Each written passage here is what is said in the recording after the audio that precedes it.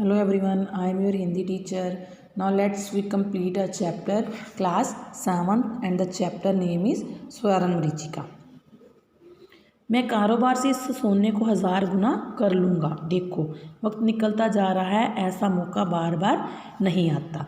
ज़रा सोचो तो, अगर ऐन वक्त पर गाड़ियाँ आ गई तो कैसा होगा। अगर ऐसी वैसी कोई बात हो गई तो मैं महात्मा जी से थोड़ी मोहलत और मांग लूँगा, वे मुझे मना नहीं करेंगे।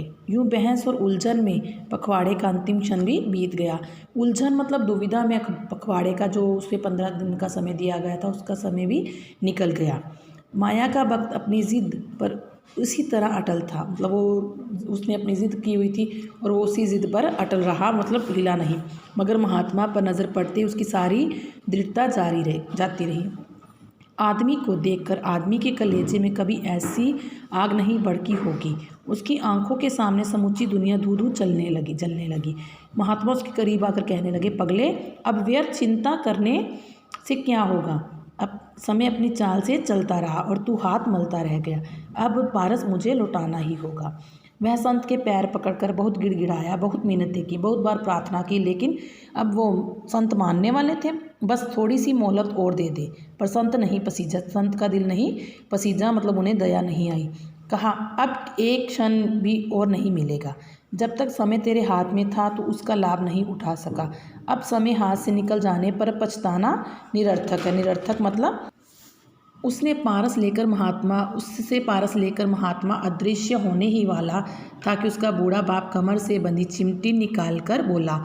यहाँ पर अदृश्य का अर्थ होता है गायब होने ही वाला था कि उसका बूढ़ा बाप कमर से बंधी चिमटी निकाल कर बोला, कम से कम इस चिमटी को तो सोना बना दो, मैं तो इतने में ही खुश हो जाऊँगा।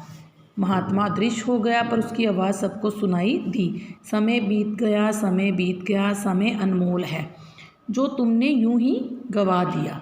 पारस पाने वाले उस लालची माया के भक्त को यह आज तक इल्म नहीं हुआ, इल्म होता है ज्ञान नहीं हुआ कि वह जिंदा है कि मर गया। उस इंसान ने इतना लालच किया, लालच में उसकी बुद्धि जो थी वो भ्रष्ट हो चुकी थी। उसी भ्रष्ट बुद्धि के कारण वो थोड़े से भी लोहे को सोना ना बना पाया और अंत में उसका सारा समय बीत गया। इसीलिए कहा जाता है कि हमें हर काम समय रहते ही कर लेना चाहिए, ताकि हम समय का सदुपयोग कर सकें। धन्यवाद।